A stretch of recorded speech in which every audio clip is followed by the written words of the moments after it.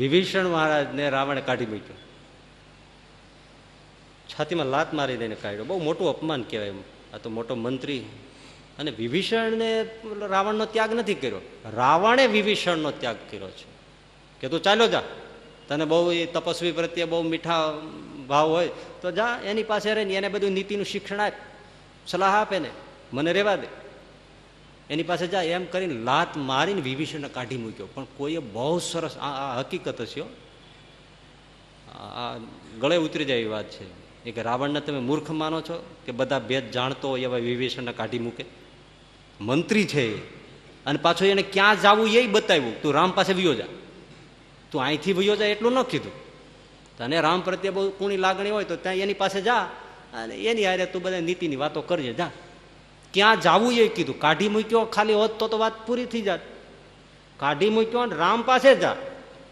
હવે જે બધો લંકાનો બધો જ ખજાનો જાણે છે, બધી ભેદભરમ જાણે છે, એને દુશ્મનની પાસે મોકલે છે, સમજીને મોકલે છે. રાવણને મનમાં ખબર પાકી છે આમાં હવે રામ આવ્યા પછી કાંઈ બચવાનું નથી, હું મરવાનો ને બધું મરવાનું, લંકા ખેદાન મેદાન થઈ જશે અને રામ જીતી જશે, વિભીષણ મારી પડખી રહેશે, એને ભૂહી નાખશે. તો અહીંયા કોણ? અને રામ પછી કાં અંગદને કાંઈ બીજાને ત્રીજાને લંકાની ગાદી સોંપે, એના કરતાં વિભીષણને એક ભાઈ હોય તો પાછો લંકાનો ગાદીએ મારો જ ભાઈ આવે.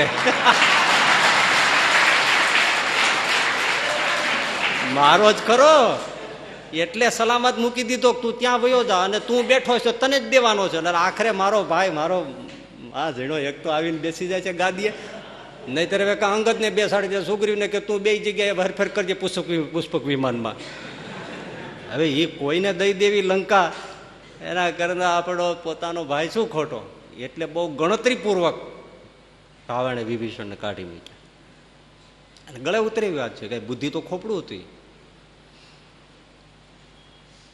અને આ વાત છે ને બહુ સરસ રીતે કવિ કાગ બાપુએ મૂકી. રાવણ મર્યો અને માથું કપાયું એટલે રામે તરત લક્ષ્મણને કીધું, લક્ષ્મણ દોડ, રાજનીતિ શું કહેવાય જાણવું હોય ને તું રાવણ પાસે શીખી લે, બહુ ઉપયોગી થશે.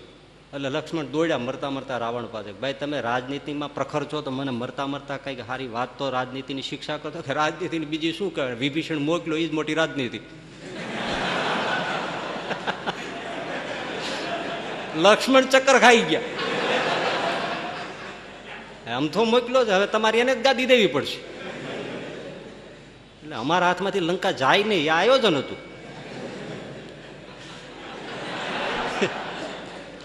એટલે કે વાત ગળે ઉતરે એવી છે.